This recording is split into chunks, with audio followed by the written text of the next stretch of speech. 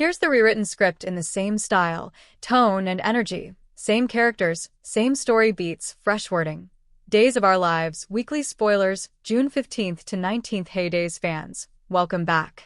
We've got your early spoilers for the week of June 15th through the 19th, and oh boy, things are absolutely unraveling in Salem. Stephanie Johnson is wrecked with guilt after nearly putting a bullet in Alex's baby mama. Roman Brady is absolutely beside himself after finding out Kate's been lying straight to his face, and the fallout from all of it is going to be massive. Buckle up, because consequences are coming in hot. Before we dive into next week, let's wrap up what's still to come this week, because there's still plenty of drama left on the table. Wednesday, June 10th, we're picking right back up from that jaw-dropping Tuesday cliffhanger. Stephanie pulled the trigger on Joy, and now Salem is dealing with the aftermath. Here's the situation. Stephanie flew back from Asia completely jet-lagged, popped what was probably an Ambien, and crashed out with a loaded, unlocked gun within arm's reach. Big mistake. She jolted awake, panicked, and fired. Classic recipe for disaster. Jada is almost certainly going to be knocking on that door. You can't discharge a firearm in an apartment building and expect zero response from the cop who literally lives across the hall. That bullet may have even crossed the hallway into Jada's unit, which, yikes. Joy survives. We know that because her storyline continues, but she is absolutely shaken to her core. And that plan for Kelsey to come visit Alex and Stephanie, dead in the water. Alex giving Joy a key was already moving way too fast. He really should have had a private conversation with Stephanie before any of that happened. Now Stephanie has to live with the fact that she nearly shot the mother of Alex's child, and none of Steve's gun safety rules were followed. Not one. If they had been, this never happens. Alex is horrified, and rightfully so, because if Kelsey had been with Joy that day, we're having a very different conversation right now. Also on Wednesday, Leo pulls Gwen aside with a warning. She may have circled back to him with what EJ told her about Xander and Kristen, brushing it off as innocent. But Leo, who knows better than anyone how deception works, especially since he was sneaking around with her husband behind her back, isn't buying the innocent angle. He's telling Gwen to keep her eyes open this time. Meanwhile, Amy sits down for a heart-to-heart with Melinda. Amy is still burning for revenge over Sophia's death, and Melinda may be the voice of reason here, urging her to channel that energy into grief rather than retaliation.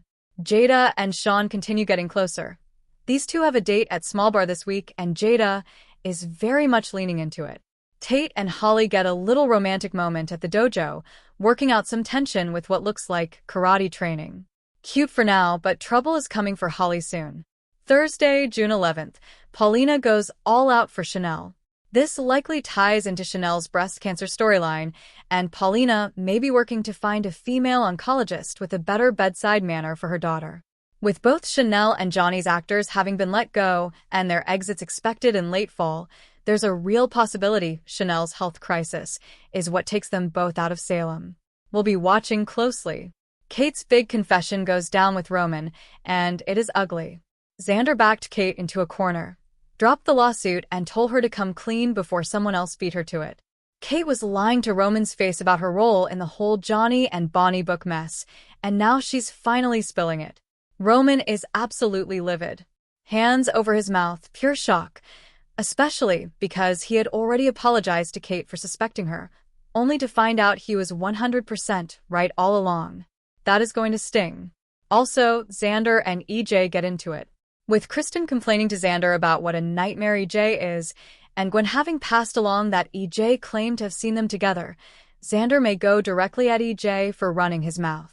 EJ's been grumbling about Xander and Gwen's sleepovers at the mansion, grumbling to Gabby about Kristen hooking up with Xander. Honestly, at this point it feels like EJ's just annoyed nobody's interested in him. Holly and Ari receive a gift from Sarah. Friday, June 12th, Steve and Kayla show up for Stephanie, and it looks like Alex may have called them in. The two are at the apartment, holding a tearful Stephanie through what appears to be a nightmare about the shooting. She may end up going home with her parents. Makes sense that she wouldn't want to stay in the apartment where it all happened. Here's hoping Steve takes that gun with him, or Jada steps in and confiscates it after what went down. Meanwhile, Kat is spinning a web of lies for EJ. He's pressing her about how she crossed paths with Clyde Weston, and she's feeding him fabricated memories of Italy to keep him from sniffing out her ISA connection. And somehow all that lying ends in a passionate kiss. Bold strategy, Kat. Joy may be packing up and heading back to New York with baby Kelsey, and honestly, who could blame her? Stephanie was trigger-happy on an Ambien. No crush on Alex is worth catching a stray bullet. Sean and Jada open up about their feelings on their date. And Chad takes Belle, Thomas, and Charlotte to a Cubs game. The kids are thrilled, and Chad and Belle share their very first kiss after the game. Sweet. Now, the week of June 15th through 19th, Leo may push Gwen to start watching Xander and Kristen much more closely. Their whole business collaboration cover story is flimsy, and if Gwen goes back to EJ, he's going to tell her point blank there is no Titan DiMera deal. Xander and Kristen played her. EJ confronts Kristen about getting cozy with the enemy. He doesn't yet know she floated the idea of having Xander kill him, or that she tried to use Sophia to go after Johnny. When those details eventually surface, Kristen is going to have a real problem on her hands. For now, EJ just thinks they're sleeping together, which is enough to set him off. Leo may take matters into his own hands and start tailing Xander and Kristen himself, even without Gwen's blessing, just to protect her. Liam Seal is returning to Salem. Brady tracks him down as part of the investigation to help Sarah unravel what happened with Destiny and her sister Clea. Once Ari finally corners Liam, she's going to demand answers about why he ghosted her, and she's going to get them. Rachel is blindsided when Brady and Kristen sit her down to tell her about Sophia's death. She spirals if the Bayview doctors couldn't help Sophia. What does that mean for her?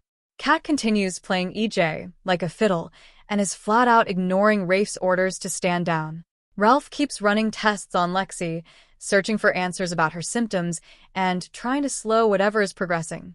And Dimitri is headed back to Salem, trouble incoming, with a tense showdown involving Rafe, Gwen, and Leo already on the calendar.